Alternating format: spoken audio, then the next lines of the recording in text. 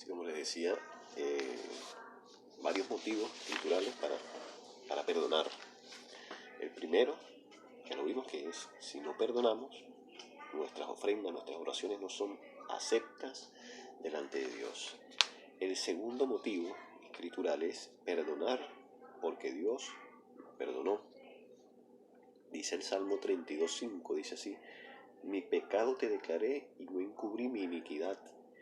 Dije, confesaré mis transgresiones a Yahvé, y tú perdonaste la maldad de mi pecado.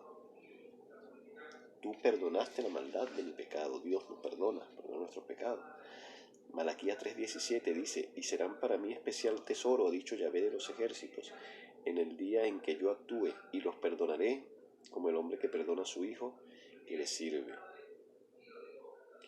Mateo 3:28 nos dice: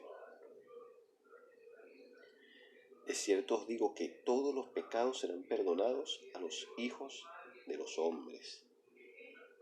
Todos los pecados, nos dice. Entonces vemos que Dios nos perdonó y ese perdón trajo reconciliación.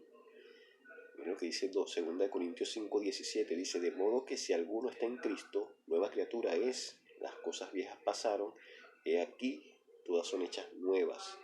Y todo esto proviene de Dios, quien nos reconcilió consigo mismo por Cristo y nos dio el ministerio de la reconciliación. Nosotros dejamos de ser, lo que le estaba explicando, dejamos de ser enemigos de Dios a través de la reconciliación que logramos en Cristo. Entonces, obtuvimos esa reconciliación con Dios a través de Cristo.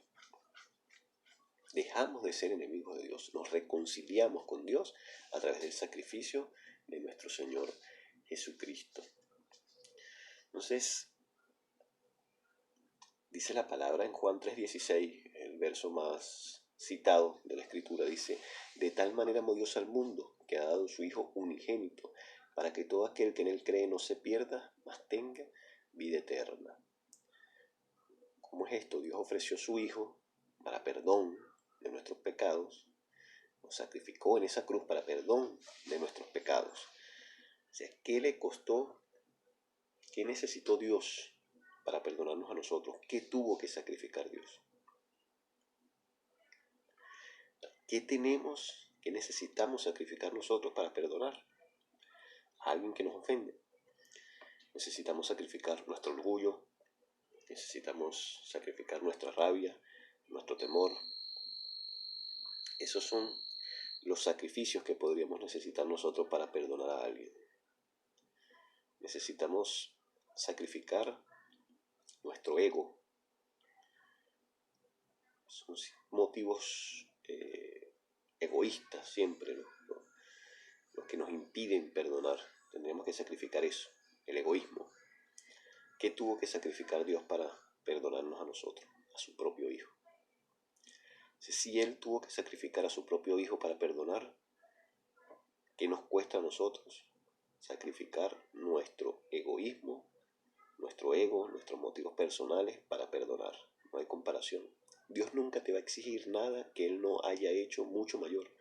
El sacrificio de Dios para perdonarnos a nosotros fue mucho mayor.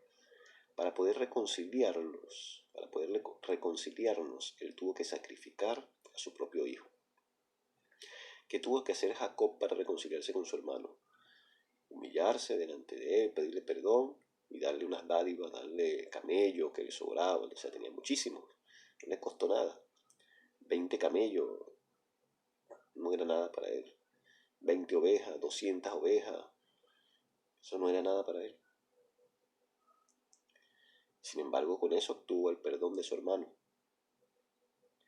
Dios no, Dios tuvo que entregar a su propio Hijo para poder reconciliarlo.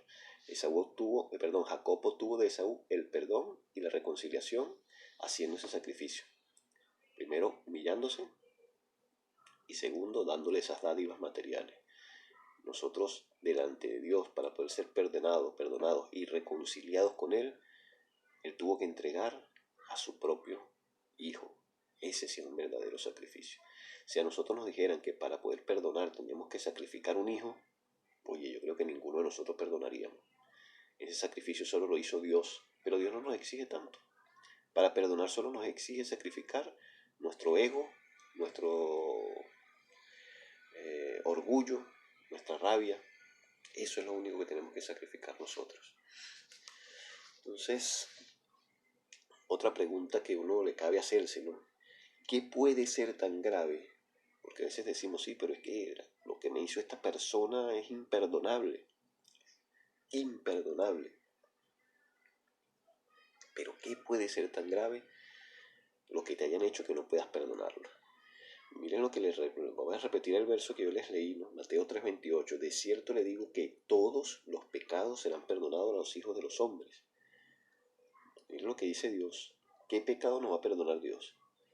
¿Cuál pecado? Todos. Un homicida tiene perdón, sí. Un violador tiene perdón delante de Dios, sí. Todos los pecados no serán perdonados si hay arrepentimiento delante de Dios. Entonces, ¿qué nos pudieron haber hecho que sea tan difícil para nosotros de perdonar? ¿Qué puede ser?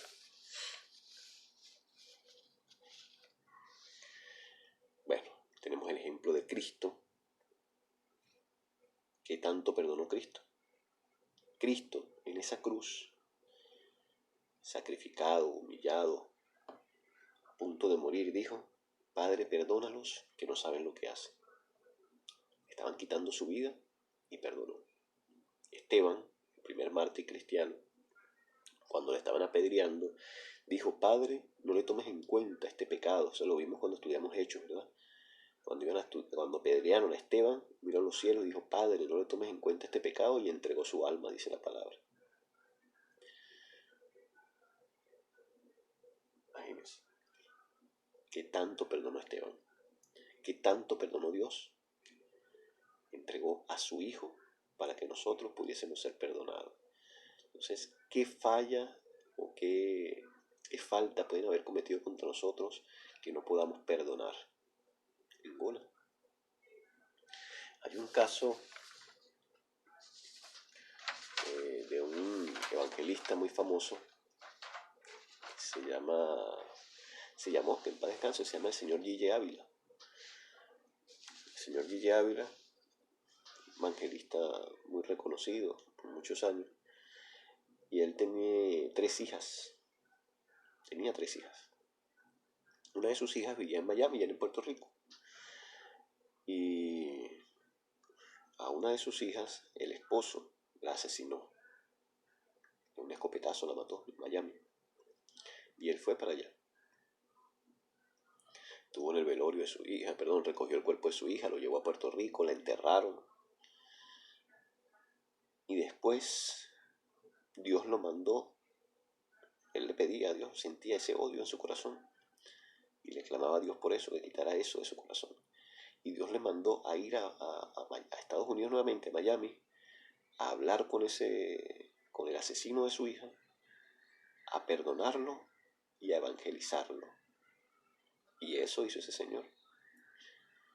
Y esa persona se convirtió a Dios. Y Ávila lo perdonó, y todos los meses le enviaba una colaboración hasta la prisión de dinero, ayudándolo materialmente, económicamente. Entonces, ¿qué tanto debemos perdonar?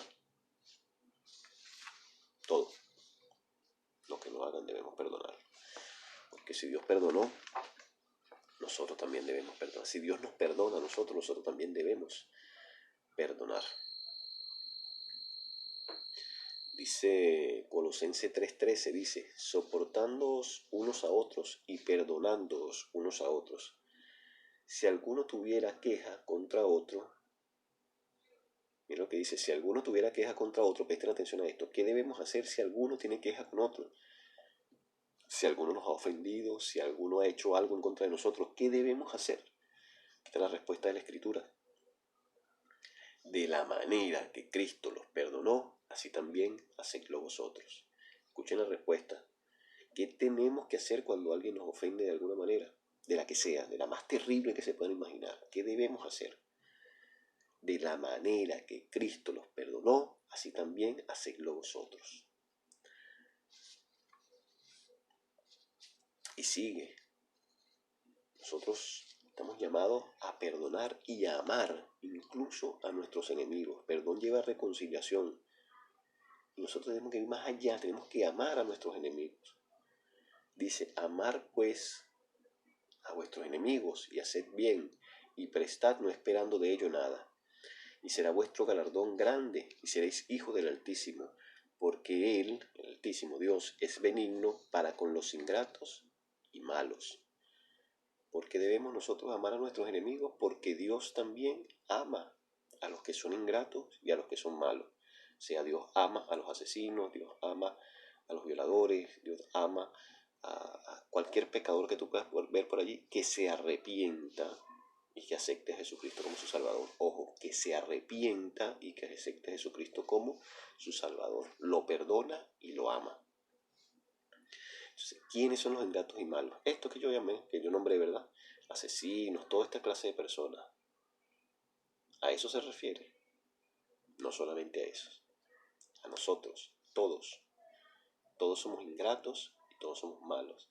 Y si Dios nos perdonó a todos nosotros, que somos ingratos y que somos malos, y nos amó de tal manera que dio a su Hijo en amor por nosotros, así también nosotros debemos amar a nuestros enemigos, porque Dios nos amó a nosotros siendo malos y siendo ingratos.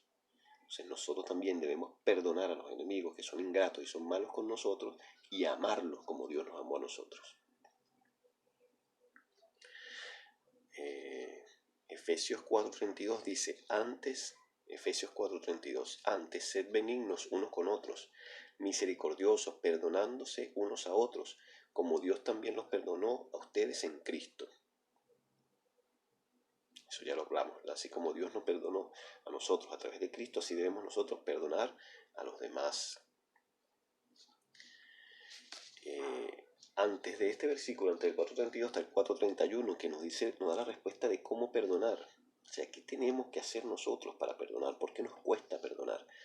Mira lo que dice, quítese de vosotros toda amargura, enojo, ira, gritería y maledicencia y toda malicia. ¿Qué es lo que no nos lleva, lo que nos impide perdonar? Esto, el enojo, la ira, gritería, maledicencia, la malicia.